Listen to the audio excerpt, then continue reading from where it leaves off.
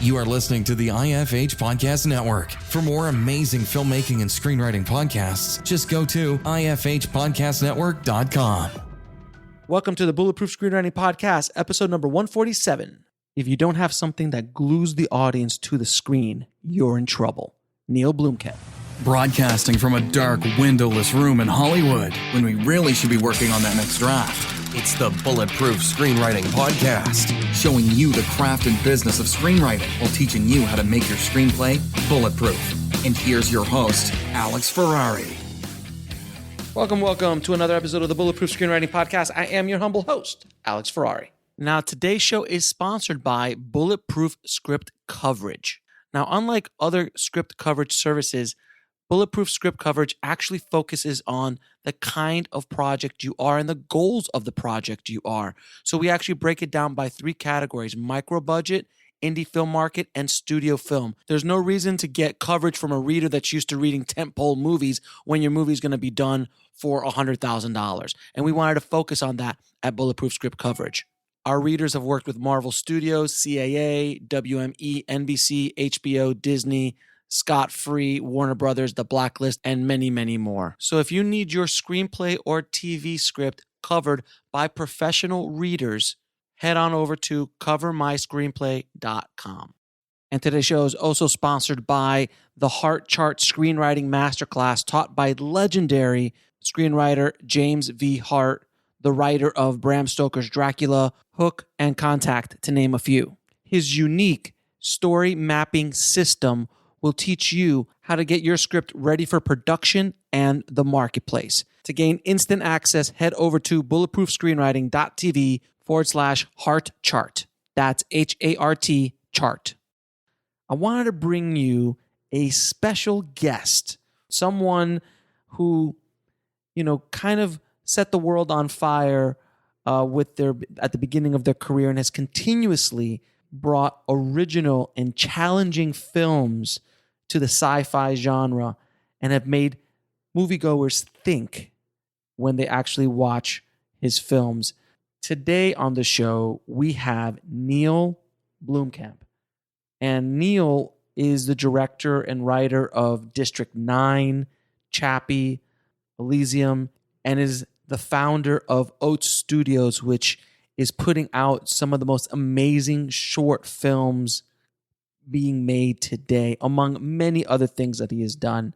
And Neill and I sat down and talked about how he came up with District 9, how did that short film that he created turn into the feature film, how Peter Jackson got involved, his journeys with Peter working on Halo, the movie, what it's like jumping from a lower budget film to a big studio project with big movie stars and everything in between. And in this conversation, Neill and I really got into the weeds about what makes him tick as an artist, as a filmmaker, as a writer, what makes him get up in the morning and do the work that he's doing, and constantly taking huge swings at the bat when he goes into making his films. And this is a fantastic conversation, guys, and a must listen to. So without any further ado, please enjoy my conversation with Neill Blomkamp.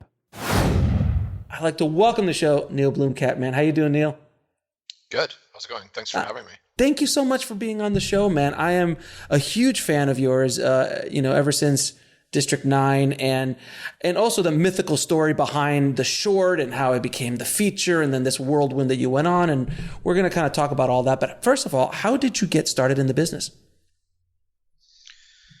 I suppose it was through visual effects and animation, really. But it was always as a stepping stone towards directing. So, when I was living in South Africa as a teenager, I always was very drawn to film, but I wasn't really sure whether I would be able to work in film or no. Actually, I should qualify that. It didn't even occur to me that I could have a career in film. Yeah. So it was when I moved to Canada at 18 and I realized I could actually work in the film industry.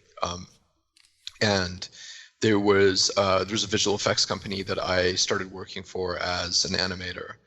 And pretty much from the time I started there, I was looking at a lot of my favorite directors having gone through commercials and music videos before becoming feature directors.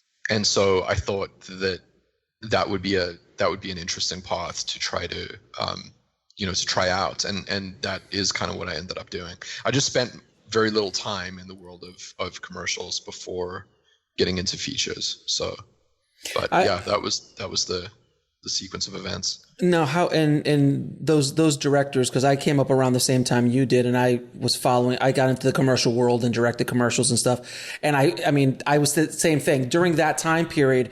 Commercials it seemed to be a gateway in. It was one of the paths that you can get in. It still is. I mean, to a certain, absolutely. But I think it was the first time. I think obviously Ridley and Tony Scott were the ones who kind of busted open the doors with commercial directors getting into features. But who were those directors who you were looking up to? I'd love to hear those names. Well, actually, I mean, RSA ended up signing me, so that was because of Ridley and because of Tony that it felt like that was a good way to go. But really, the more famous company was Propaganda Films, right? Steve Golan. Mm-hmm. And like what Steve Golan was doing with people like David Fincher, I mean, millions of directors were coming out of Propaganda Films. It's like unbelievable. From Adrian Lyne to Dominic Sena to Fincher to Michael Bay, Spike Jonze, Antoine Fuqua. The list goes on and on. Yeah, Fuqua, exactly. So, and but I mean, Ridley with RSA was. It was weird because Tony and Ridley were the ones directing the movies, and then the commercial directors in RSA. It's hard to think of RSA directors that went on to do features at that time. Right. But it was like, as the owners of the company, they were the ones who were doing it, and then at Propaganda, all the directors were moving from commercials and music videos into film. So it just seemed like a very good path to go on, and I did this like completely insane short film about this bipedal robot in Africa, right? That Wyden and Kennedy watched, which is the company that does Nike's advertising. And I was like really super lucky because one of the executives at the company, Mark Fitzloff, saw that piece and then had me direct a really low budget small Nike piece. And then the next Nike piece that I did was massive. It was a Super Bowl commercial nice. With like, an absolutely insane budget. and then it was shelved. It was like Nike told me that if anybody ever saw it, I'd get into, legal trouble with them, which is pretty hilarious. But I went through that process quite quickly of like, directing commercials and getting a certain amount of like notoriety behind them because Wyden and Kennedy was so well known. So I owe Fitzloff a lot for that. But I just have to ask, why did they shelve it? What was the problem with it? I've never heard of that. I've heard of that a little bit, but not that at that level. I think there were two things happening simultaneously. Like the one thing was, I'm not totally sure about this, but I think that Nike went through, I think it was at the time that Phil Knight was stepping down and someone else was replacing him, and there was like a change of regime change. Yeah, and then also the ad itself was very, I think it was, I don't know if aggressive is the right word, but it was a little bit different for what Nike normally was doing. So it was a combination of those two things. Got it. Now I also came up in post-production, more on the editing and color grading and post-supervising side. I did do some VFX stuff as well, but you came in through VFX, working on some cool shows like Dark Angel. I remember Dark Angel and all that stuff. What are the lessons that you brought from post-production into your directing? It's hard to say. I mean, I guess maybe I honestly don't know. I don't know because I think that the way that I think about doing visual effects isn't necessarily something that I brought with me from post-production to directing. Mm-hmm. I think it's more like that's an artistic style that would have been there regardless of, so it's hard to say. I mean, I don't know. I mean, I think in your work, from my point of view at least, the line between visual effects and story are so blurred, as opposed to it's just incorporated so heavily in the storytelling process that it just is, as opposed to we need a transforming robot. Can we throw one in there? It's not. It's a little bit different the way you did it. So I understand but from at least from my point of view, post production. At least when I'm on set, I know what I can do in post production. Hence, helping me move a little faster on set. I'm assuming that helps you as well. Right. I don't know. I mean, I think that as time has gone on, I've definitely tried to shed everything and just only look at it from the point of view of directing and kind of, I mean, I suppose you're besides trying to make something compelling with actors and cinematography, the only other thing that you have to do is not blow the budget or blow your days really. So you know what I mean? So it's like, as long as you're doing as best as you can creatively, I mean, that's all that really matters. And I don't know how much of it is influenced by that background. I mean, it's an interesting question, but when I think of VFX, it's no different than mechanical effects or prosthetics, or wardrobe really, or makeup. It's just another tool that's there to help flesh out the scale of the world. It's just a lot of the fantastical elements tend to rely on VFX to a greater degree because they can do more. Right. But it's like, it's your job to try to convince the audience that stuff is real and the world that they're existing in for the duration of the movie is real. Now, where did you come up with the idea for District 9, and how did that whole little short get put together? Well, it's weird because when I lived in South Africa, I was obsessed with movies like Blade Runner, obviously, and films that had this kind of cyberpunk feel to them. And in South Africa, you can only get your driver's license at 18, but you can get a motorbike license at 16. So I had a bike where I would just ride through the streets of downtown Joburg, which is,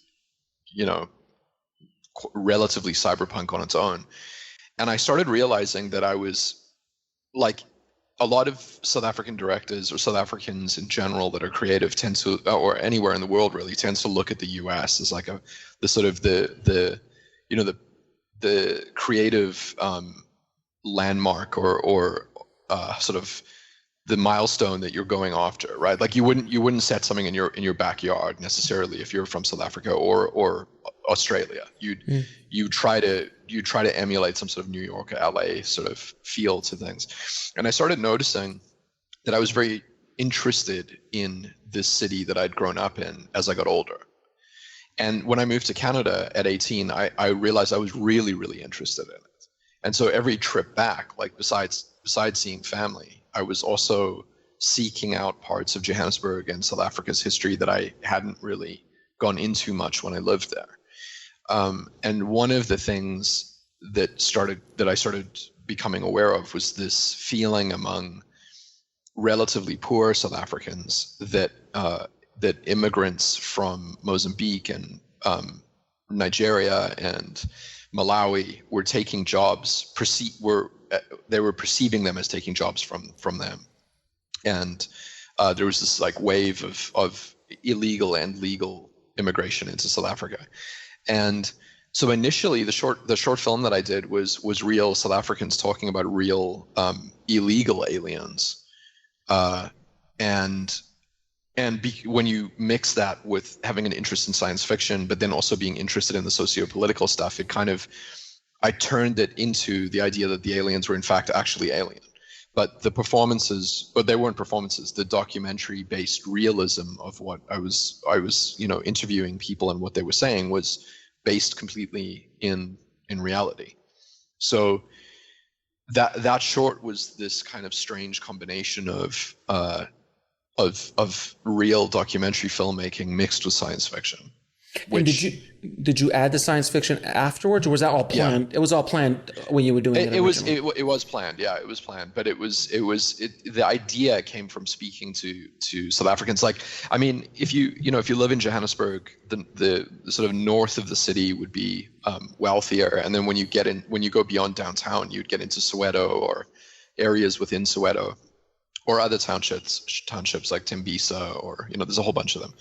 And those areas, I didn't spend much time in those areas when I lived there. And when you go into them and you start actually speaking to people, it's sort of like a different point of view of things.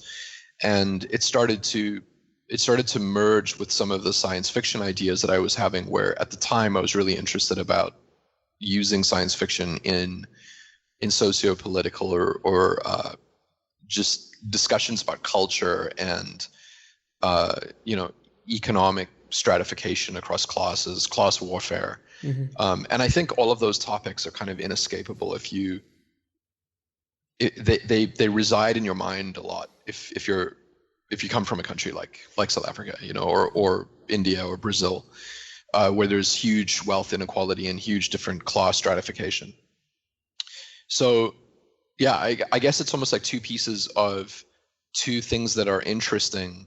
Like, one is just the filmmaker kid interested in Blade Runner, and then the other one is more of a look at the culture that I had come from. And the short film was a sort of a merging of those two things. But then in the space between making the film and making District 9, I started to become more interested in the 1980s.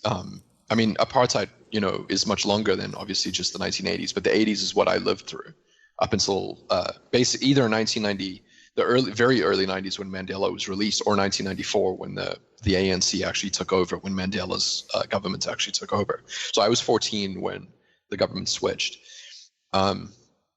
So in the period between making the short and then District 9, I had kind of moved away from the idea of illegal immigrants in South Africa with how native South Africans were perceiving them, and moved into an interest of just the entire history of apartheid, and specifically the 1980s, because South Africa was also fighting the border war over the same period, where they were fighting Angolans that were supported by Russia and by Cuba. It's weird. Mm-hmm. Like, South Africa went to war with 50,000 Cubans in Angola. That's insane. I'm Cuban, so that's insane.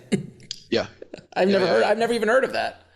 Yeah, there'll probably be people far enough into your family history that may have been involved in that somehow, because Fidel sent 50 to 60,000 Cuban troops to Africa.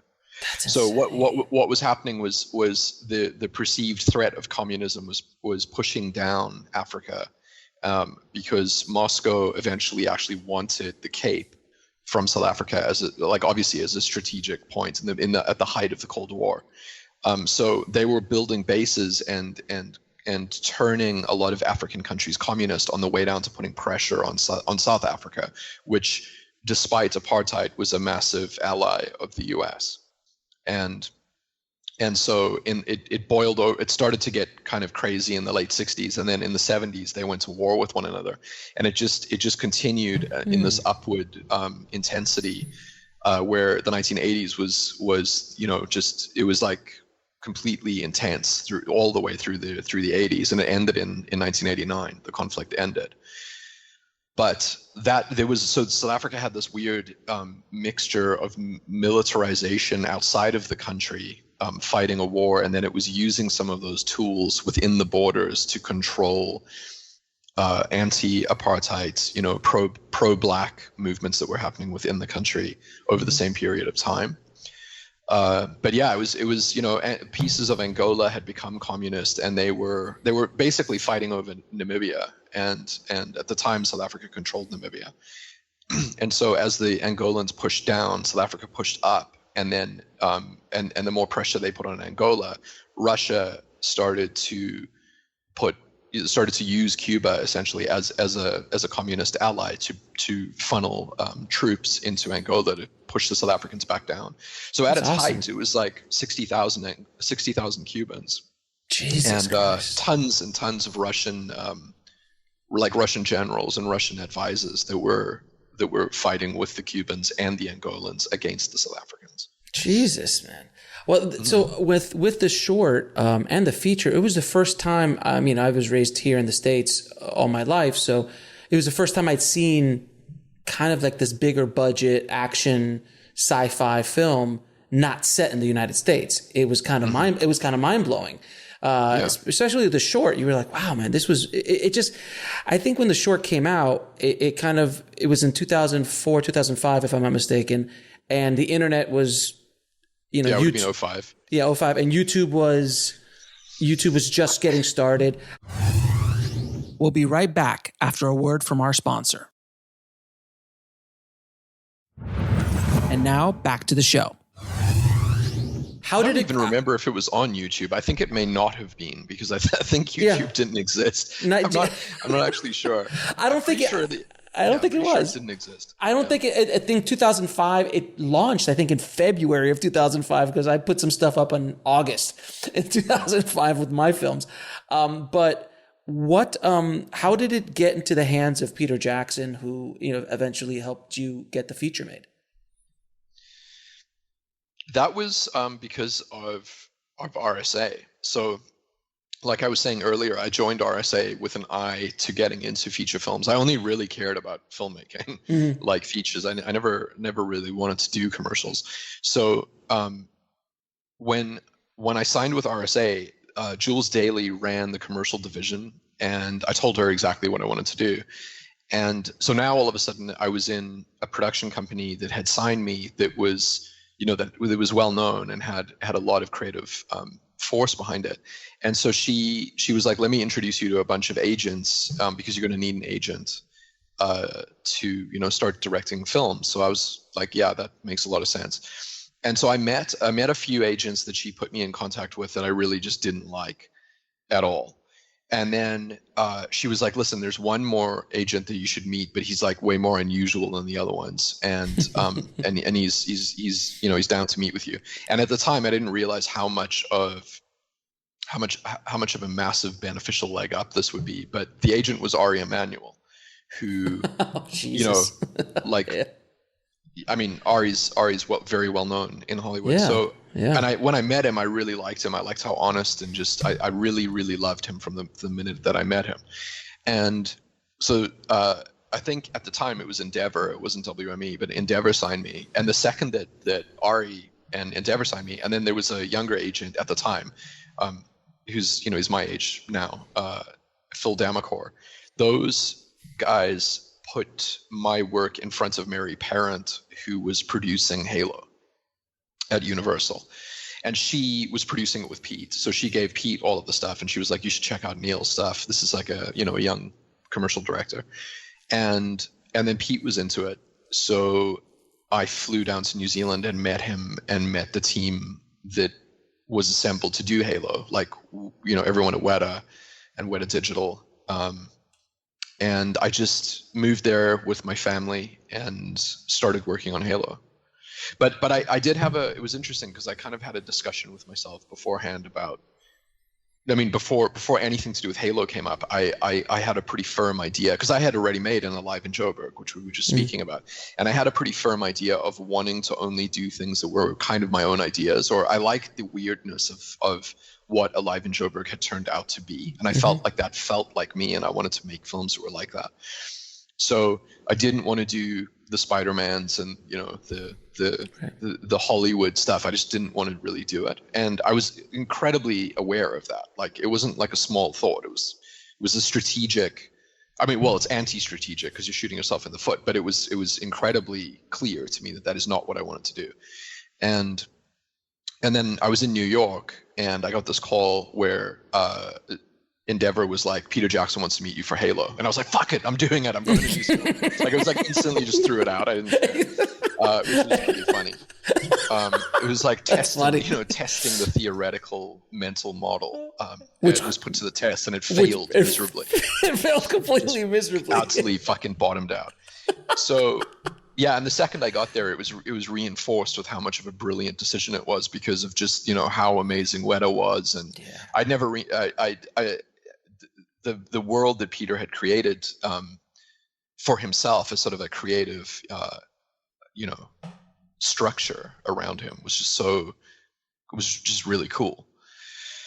So I started working on Halo, and I was like, very heavily invested in it for 6 or 7 or 8 months until Universal and Fox just collapsed the whole process, and the film, that particular incarnation of the film, died. And then Pete said, "Hey, let's make District 9. I'll help you produce it." Well, what happened was, I think there were at least 50, if not 60 or 70 people that were on payroll on Halo, right? And we'd spent a bunch of money building stuff, and we had a few different writers that we were working with. And the second that collapsed, I was there with my wife and young daughter, and we'd been living there for well over half a year. She was in school in New Zealand. And it was like, well, okay, I guess I'm packing my bags and leaving. And I think Peter and Fran Walsh they both felt that it was just a terrible ending to the way that all of the work that we had put into Halo had happened. And they said, what else do you want to do? Is there something else you want to do? And I think it was actually Fran that suggested doing Alive in Joburg into a feature. And it was literally like in the morning the film collapsed, and in the afternoon we were working on what would become District 9. That's awesome. So Then everyone, like the crew diminished to like basically my assistant Victoria. Everybody else, like there was just nothing really to do.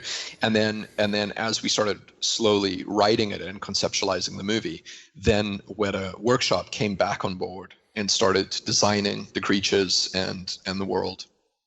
And I went to South Africa a bunch of times to sort of, from a writing perspective, but also to shoot tests of certain things. And one of the tests that I shot was with Sholto, who hadn't acted in anything, and I wasn't putting him forward as the actor for the movie. I was trying to show Peter and Fran what this South African bureaucrat might look like, because I knew that he would be really good at just bringing that kind of thing to life. But he was so convincing that it felt like we should just put this guy in the lead of the movie. And because everything was sort of really happening only with Peter and Fran, and there was no typical studio structure to how we were doing things, we could make creative choices that were that crazy. Yeah, because I mean, you normally don't put a no-name actor without any bankable, anything, or in the lead of a sci-fi like that. It's not even that it was a no-name actor; it's that he wasn't an actor. Even again, taking it to another level. He was more like Sacha Baron Cohen in the way that like he would mess with people. He wanted to be not wanted to be. Shaw was a sort of he was very much a filmmaker behind the camera, but he would do things that were more like Sacha Cohen, like skits that he would be doing in front of the camera, where he'd be manipulating people.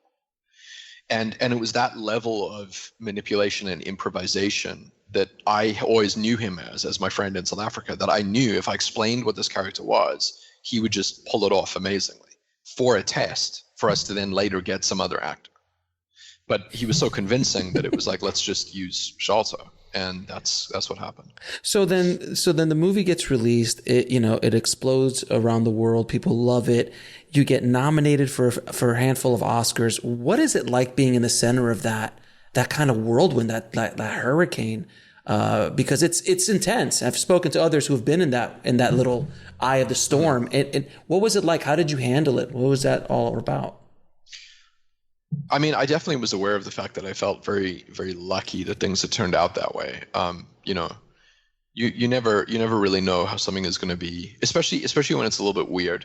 I mean, obviously, if you make films that are a bit more generic, that could be economically very profitable by being very predictable and that fit between the rails perfectly, the outcome may be more predictable.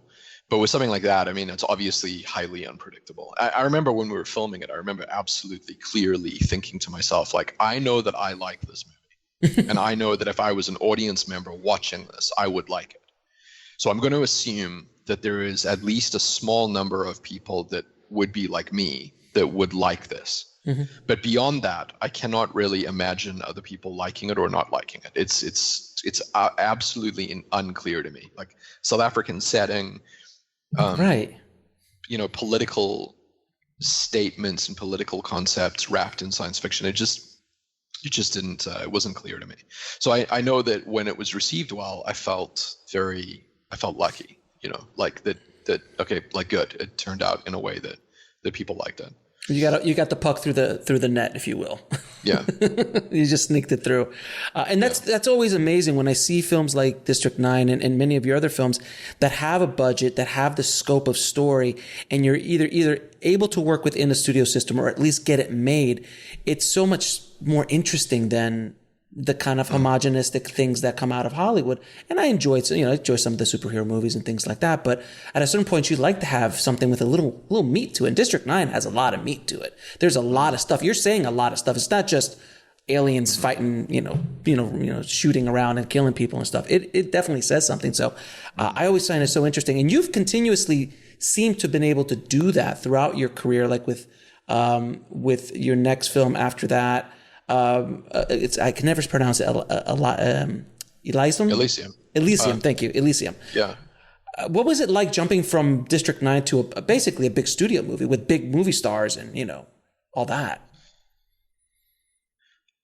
Yeah, it was interesting. I mean, again, Elysium at its core is the core topics that it's talking about are not completely normal inside the genre that it was being presented as. Mm-hmm.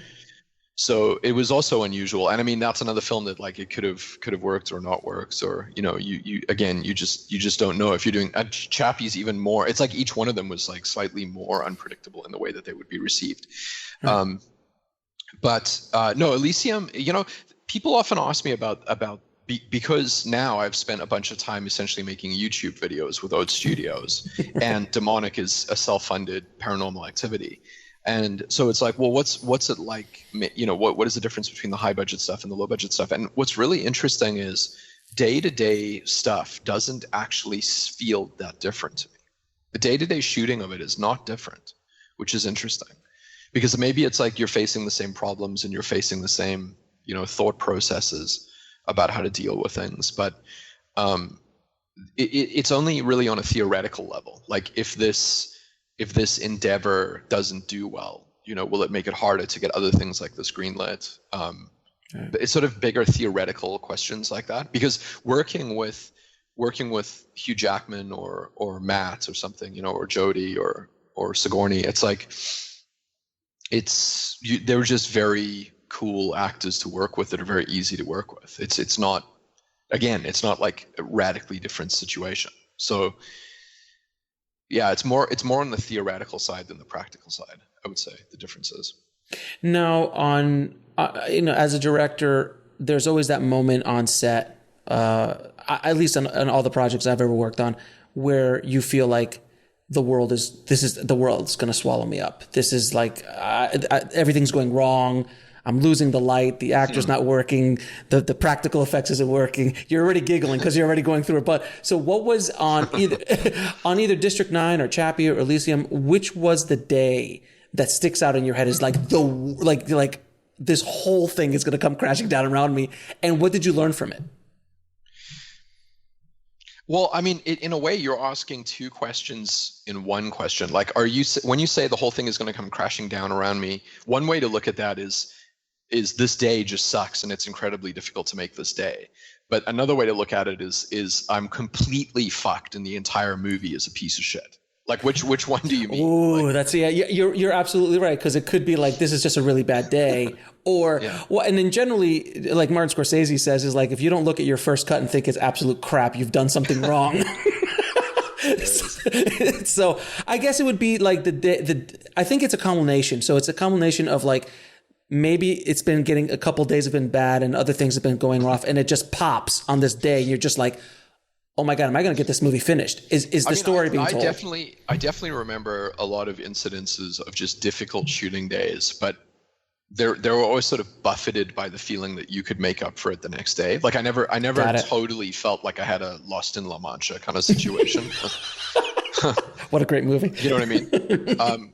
But I mean, like one of them was in Elysium when we were shooting in the area where Carlisle's ship crashes. The billionaire's Bugatti crashes in the garbage dump, and they basically heist the information out of him. Mm-hmm.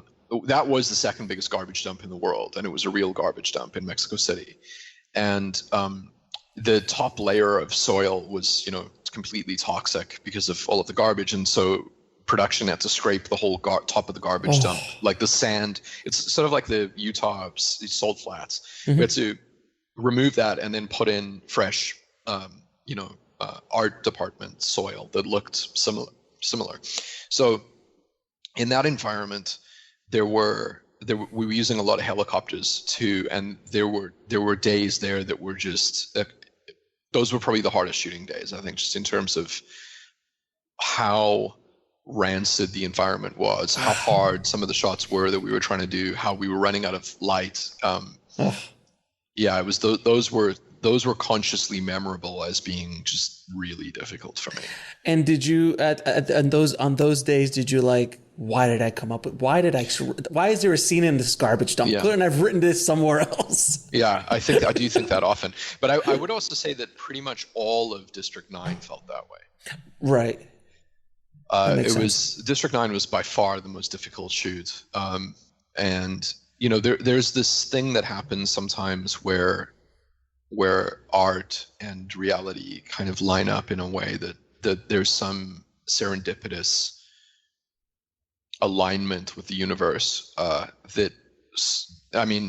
the story, District 9 is a flip digit where District 6 in South Africa has its own real history. It's in the Cape.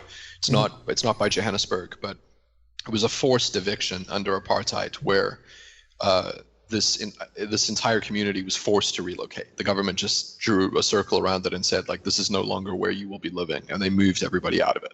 And so the District 6 relocation is quite a well-known thing. And so the 9 is a play on the 6 just being rotated. So that was a way to from a plot engine device to say that as the story engine in terms of plot, we will say that this entire group of aliens needs to be forcibly evicted and relocated. And then the character and emotional storylines can intersect with that plot storyline. So we needed to find an area that looked like a South African shantytown that preferably was real, because we couldn't afford to build something at the scale that I wanted, and that we would then have ownership over, and we could move all of these aliens out of this area in the story. So in real life, in southern Johannesburg, in Soweto, there's an area called Kliptown, which is where we shot. And we ended up shooting there because the government, although this is the ANC government, so it's Mandela's government, even though he wasn't around at this point, was forcibly relocating thousands of residents of this part of Kliptown to somewhere else. Unlike apartheid, it wasn't a racially based thing, and it was more about, there's these government-funded houses called RDP housing, which are built by the government and have proper plumbing, and they're theoretically much better for the residents than living in tin shacks that are true poverty. But still, a lot of people didn't want to go because they're from here. I mean, obviously, it's like the government comes in and just moves you. Maybe the house is better, but it should be your choice whether or not you're being moved. So they were moved out of this area, like, forcibly by the government. So this event that I had based the plot structure of was occurring in real life in a way that was happening in front of us, and we were moving into these shacks that were left over by the residents that were moved out. So that's pretty crazy, for that level of I don't know whether it's alignment or I mean, it's not misfortune because it was good for the movie, but it was bad for the people being moved out, I think. But how bizarre is that? So anyway, the point is, we had 50 or 60 vehicles that would go into this particular area, which was super rough, every day for the duration of shooting, and that's where we were based. And it was that's why I say it was just really difficult on multiple levels shooting that film. I mean, and psychologically, I guess I was. Maybe the crew didn't feel it as much as I was because there was a bunch of different things, but the crew would agree that it was pretty tough. Right. And it's also your first feature, and you're taking a big swing at bat on your first feature here. I mean, if this doesn't go well, chances of you getting the second feature, and I'm sure that was weighing on you as well. And I think a lot of filmmakers listening, I don't know about that. I don't know. The statement is true. If this doesn't go well, you may have trouble in future. That is a true statement. Yeah. Whether it's weighing on me, I would say I don't think it's weighing on me. There was too many other things. I really give a shit like that way. I don't care. Like, yeah, I'd never ever have cared. That makes all the sense in the world. If that was the case, I wouldn't spend 4 years making YouTube videos and then shooting Demonic as a self-funded film. You know what I mean? I just don't care. It's like, I don't care. We'll be right back after a word from our sponsor. And now back to the show.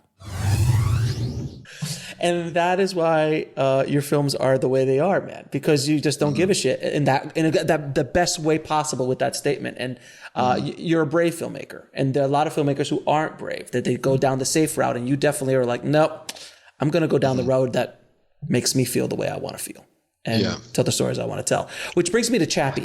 For good or bad. Yeah, exactly. For good or bad. Now, which brings me to Chappie, which I absolutely love. Chappie, man, it has so much heart in it, man. How did you come up with Chappie? You know, I think Chappie may be the weirdest of all of them. But it was a combination of, I'm really interested in Gnostic ideas and Gnosticism in general, which kind of dovetails a little bit into pessimistic philosophy. Mm-hmm. But there's this idea in Gnosticism that by existing in the physical world, like if your soul, there's a Descartes dualism to Gnosticism, where with dualism, obviously you're saying there is the immaterial, which is the soul, and then there is the material, which is the physical body in the physical world. Mm-hmm. So this immaterial, non-dimensional thing is injected. It innervates the material body, and when the material body dies, this soul leaves again, right? And it may be reincarnated. I mean, everyone has a different religious point of view or a non-religious point of view of what all of this means. Mm-hmm. But the Gnostic point of view is that immaterial being and immateriality is true and is good. So the soul, prior to being infused into a physical body, is pure and it is correct. And the act of physicalizing it, just the nature of basically of birthing into the world, is already an act of defilement. So the physical world is actually a jail. It's like a meat prison that's here to break you. Right. This is why it dovetails into pessimistic philosophy, because there's a lot of Schopenhauer and Spinoza and Gurdjieff and all of them talk about these similar ideas that the world will just kind of break you and physical reality is no good. So the movie is not about AI. The movie was using a robot to try to put forward the idea of that over time the physical reality will corrupt you. Okay, and then it was also meant to be presented in a totally absurd tone.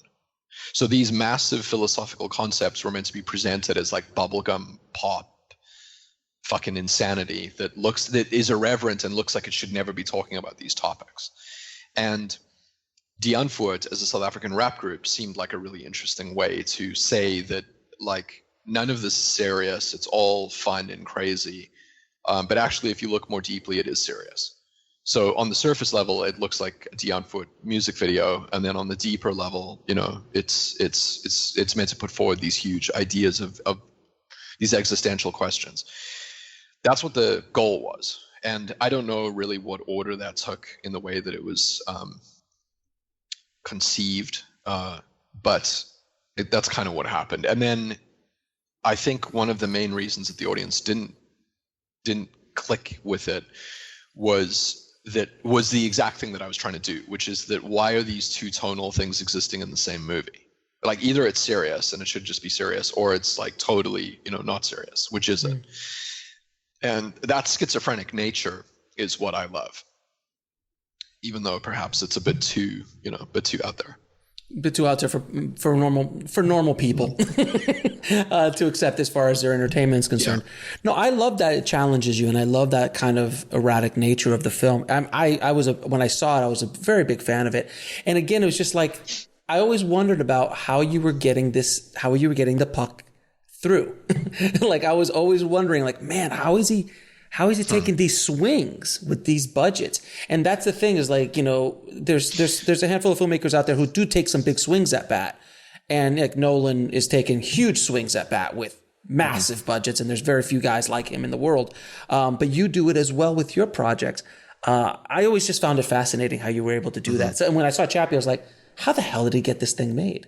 Like it's amazing. But how did he get it? Yeah, I kind of agree with you. Like looking back on it, like I saw it, 6 or 8 months ago or something, and I was like, how in the fuck did this get financed? Like, what is going on? Yeah. Just makes me more stoked that it's out there. So wait a minute. So I got this one made. Maybe I can get another. maybe I can get another one. Maybe I can take another swing. And then I saw, like 4 years ago when you came out with Oat Studios.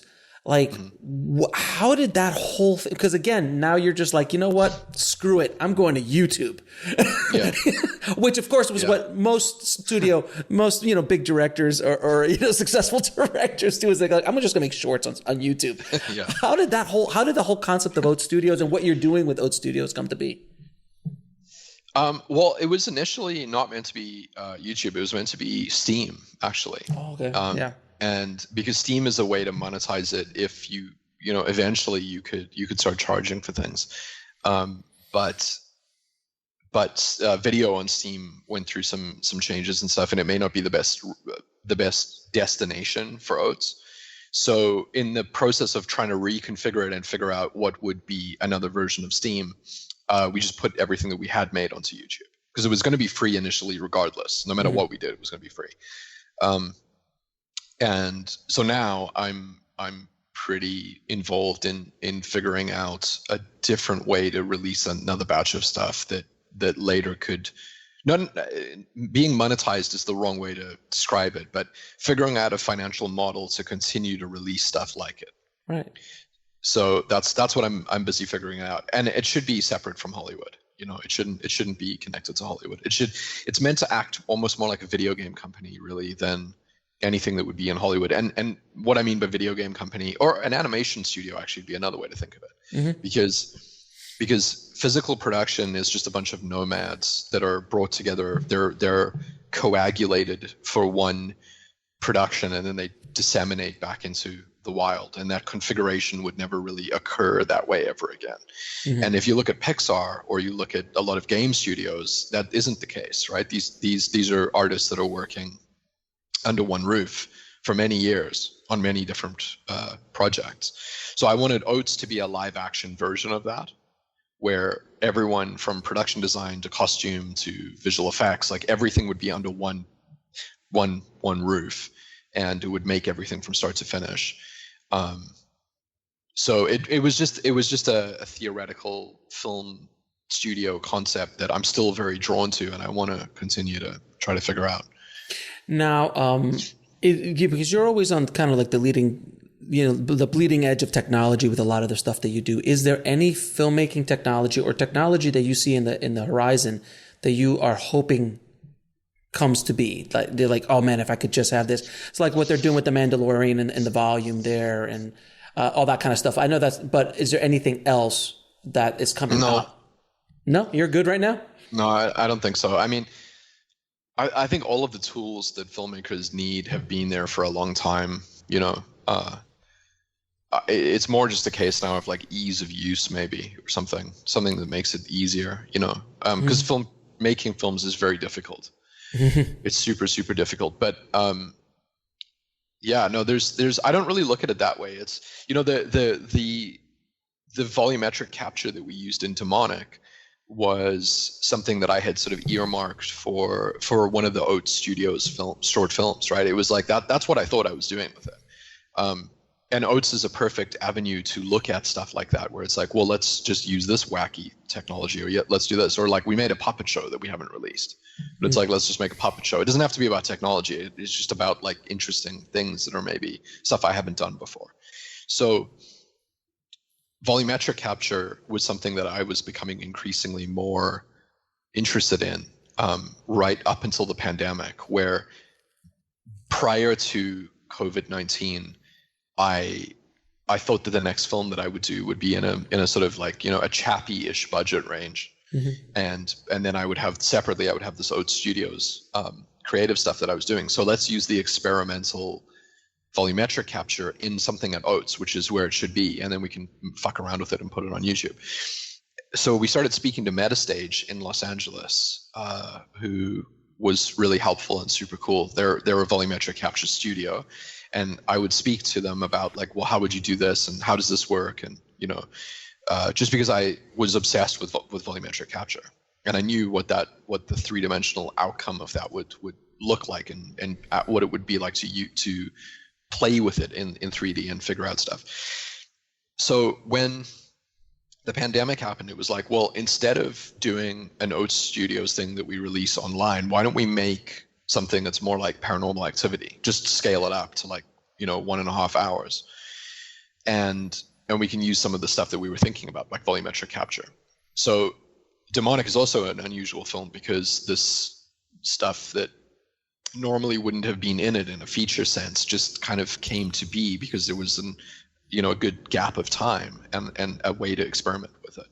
So, but in answer to your question though, I don't sit around going like, what technology could I use? It's more a case of one half of my brain kind of looking at just being interested in stuff that is coming out and going, oh, that would be fun to play with. Like that would be interesting. Oh, that would be a cool look.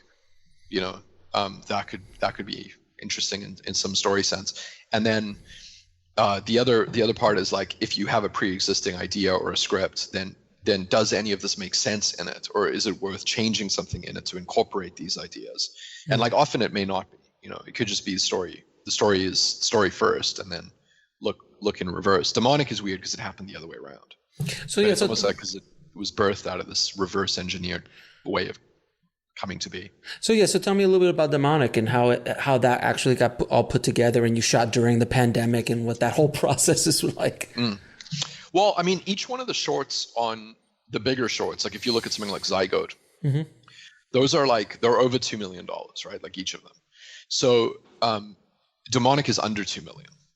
So it was like we can make another short, or because there seems to be a bigger chunk of time now, we could make something that's maybe more like Paranormal Activity. Paranormal Activity was always my reference point. Like I loved how, the filmmakers just shot something that they just shot in their own house, and the actors were the ones operating the camera. It just felt like a creative, interesting way to get a visceral response from the audience at a very low budget number.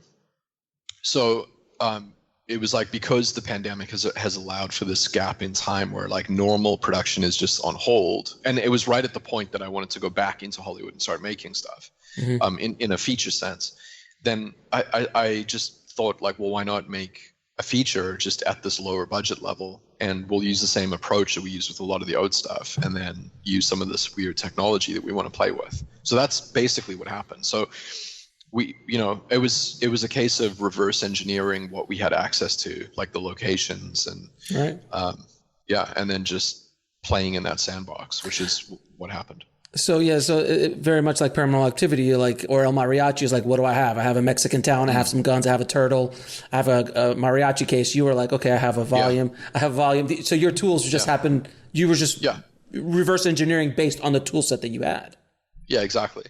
El Mariachi is an interesting reference point. Like no one's brought that up, and I haven't thought about that, but it's true actually. I should go and watch that. Yeah, Mariachi's. I mean, I've seen it, but I haven't seen it recently. Like, I know the history of it.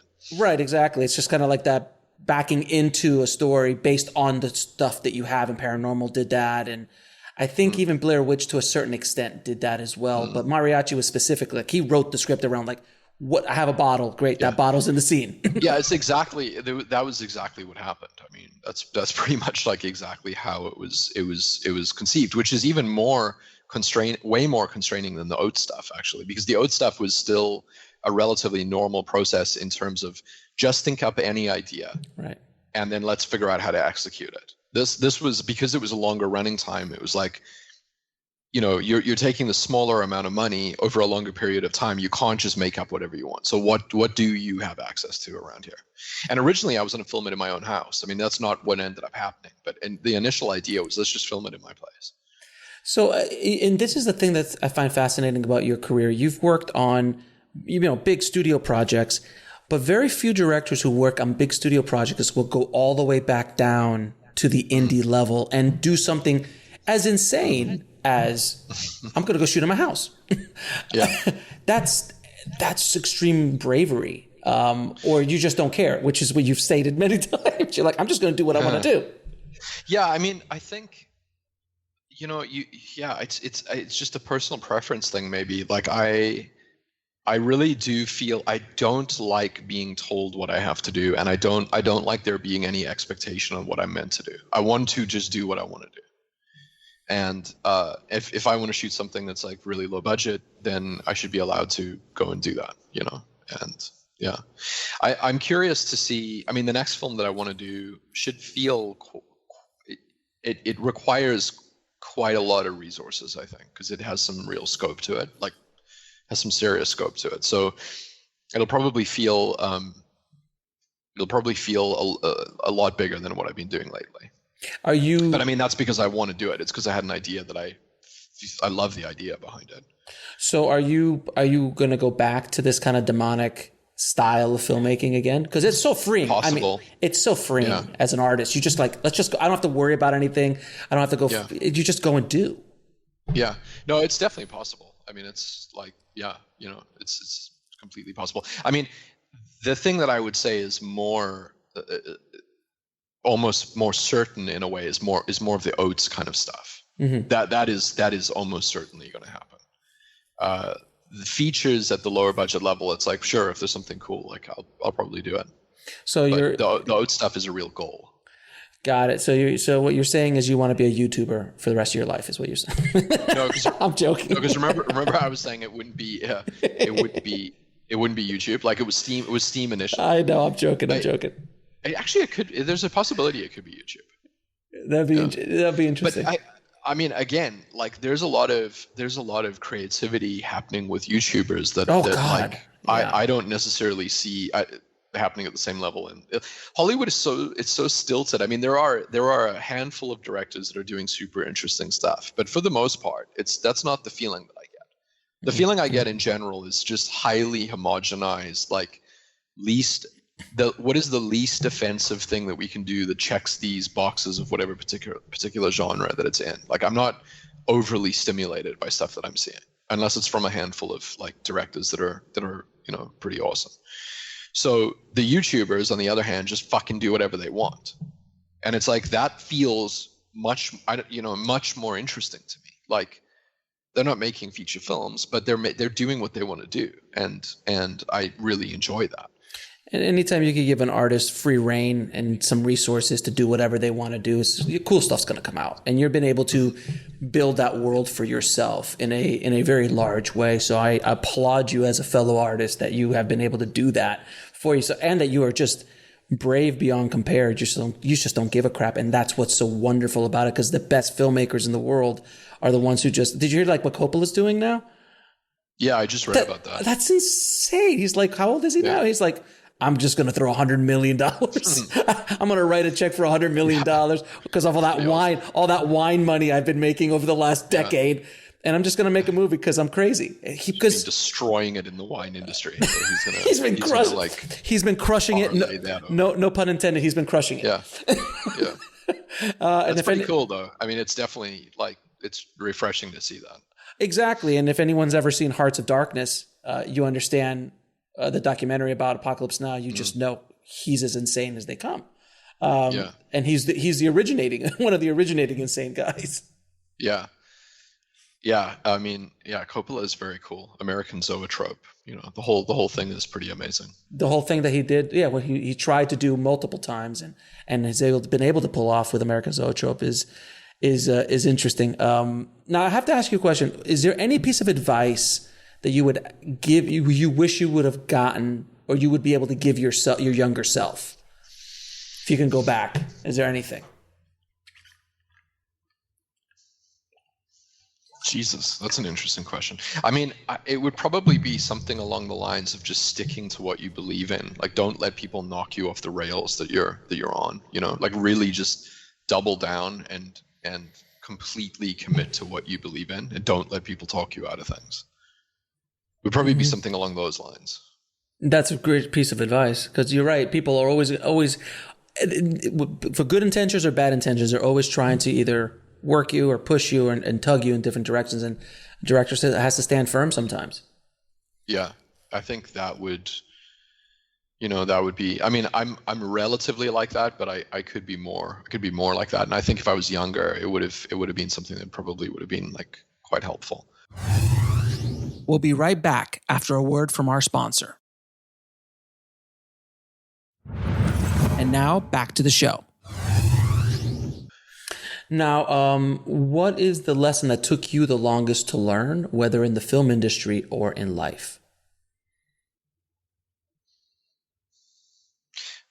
I mean, I don't know whether I have even learned this, but one thing that I'm aware of now as I get older is, regardless of how fucked up things become, or how just how like,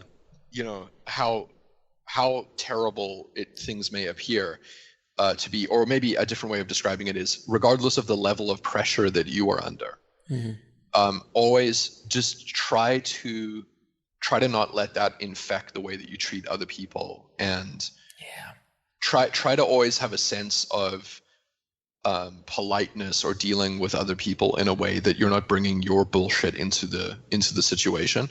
I don't know if that makes sense or not. It's something along those lines that I'm more aware of lately that I'm trying to do.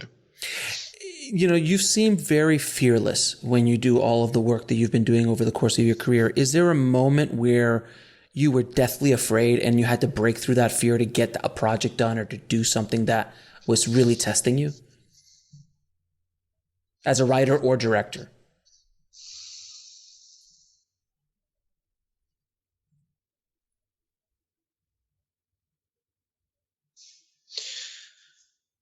I don't know.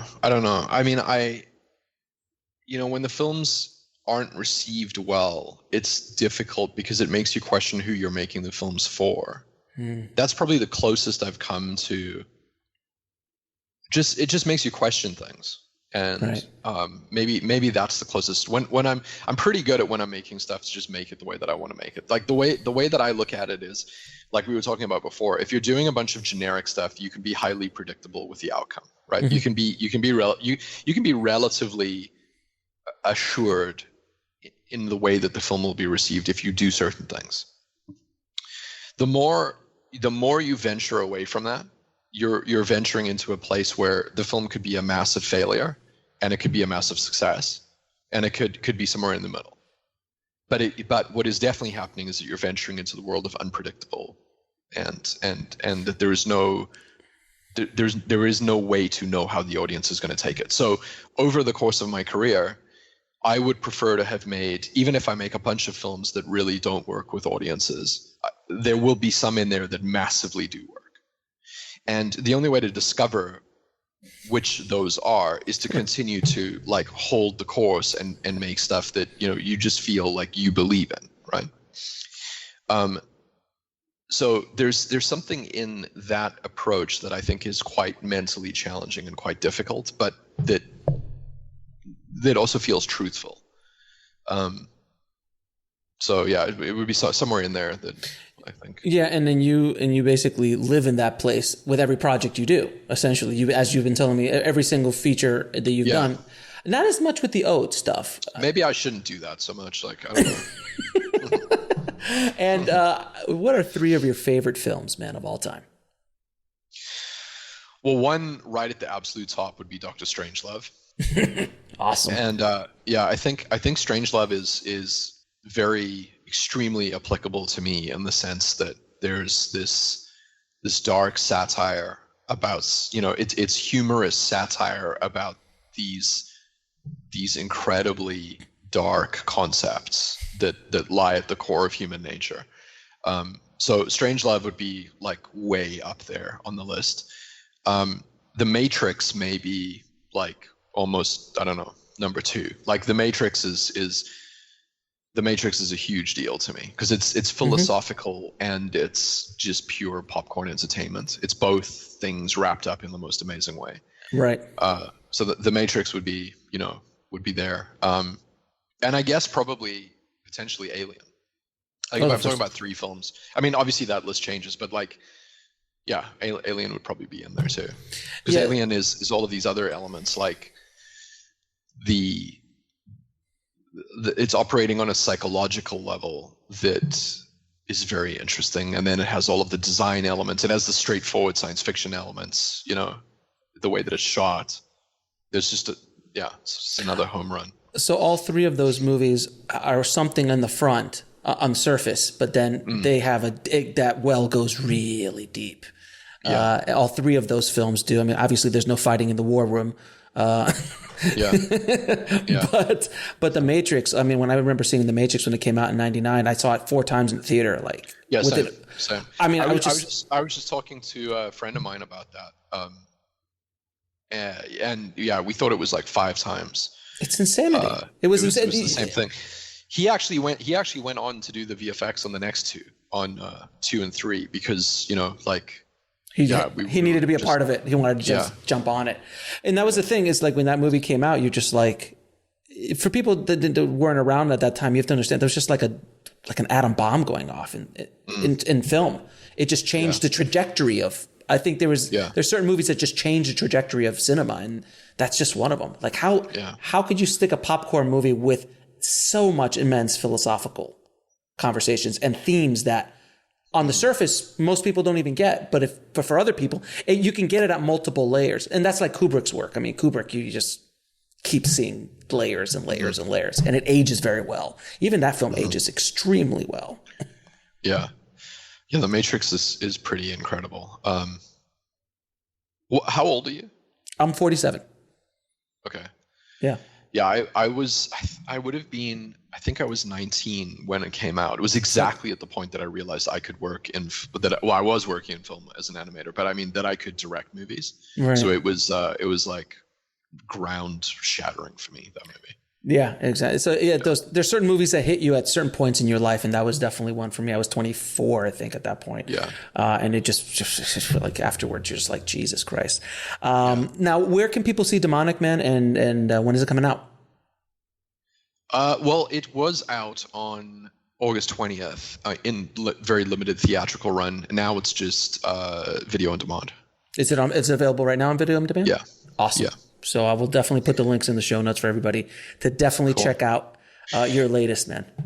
You know what? Another. I mean, it's not the same in terms of depth, but it came out, I think, a year after The Matrix. Was that I just loved. I saw it multiple times. Was Gladiator. Oh, I mean, and it's like, I mean, oh Jesus, I could turn that on right now. The way Ridley shoots stuff, like I'm such a fan of his just because of the variety of stuff that he does, but also. It feels like it's one of his films, and Gladiator very much feels like it has this classic Ridley Scott feel to it that I just love. I mean, you can see. I mean, you're looking at like Alien, then Blade Runner, Thelma and Louise, Gladiator. Yeah. You're just like, oh, and the movie he did with Russell in the French and in France, a good year. Oh yeah, Good Year, which I love as well. Like it's so. All over the place. Like he has so many different things. But you know what one of my favorite films is that he's done, and it's a movie that I love in general, but it's probably because I love Cormac McCarthy. Mm-hmm. And I feel like it was just not at all given a fair shake, was The Counselor. Yeah. I actually really like The Counselor. I like how dark and sort of nihilistic it is. I love it, and I love that it was Cormac McCarthy's only feature script that he's written. I love that movie, but it's a lot of people haven't seen it. It's just out of curiosity, who are the directors now who are inspiring you, who are working? Like who are the top 3 or 5 guys or gals out there just going like they're nailing it, man? And I'm first in line when something comes out. Well, Ridley would be up there. James Cameron would be like the next Avatars. Cameron, I love. Fincher. Yep. Yeah. Finch, yeah. And Nolan. I love Nolan stuff. I love the Dark Knight. The Dark Knight trilogy is some of my favorite films. I love those movies. Yeah. And also, again, they're supposed to be popcorn movies, but they have a lot of conversation going on underneath it. Yeah. So, Neill, man, it's been a pleasure talking to you, brother. It really has. Thank you so much for not only being on the show, man, for fighting the good fight out there, taking those big swings at bat, man. We really appreciate what you do, man. So keep up the good work, brother. Okay. Thanks, Alex. I want to thank Neill so much for coming on the show and dropping his knowledge bombs on the tribe. I definitely recommend everybody go check out his new film, Demonic. And if you haven't seen District 9 or if you haven't seen his short films, go over to Oats Studios on YouTube. If you want to get links to anything we spoke about in this episode, head over to the show notes at bulletproofscreenwriting.tv/147. And if you haven't already, please head over to screenwritingpodcast.com, subscribe, and leave a good review for the show. It really helps us out a lot. Thank you again for listening, guys. As always, keep on writing, no matter what. I'll talk to you soon. Thanks for listening to the Bulletproof Screenwriting Podcast at bulletproofscreenwriting.tv.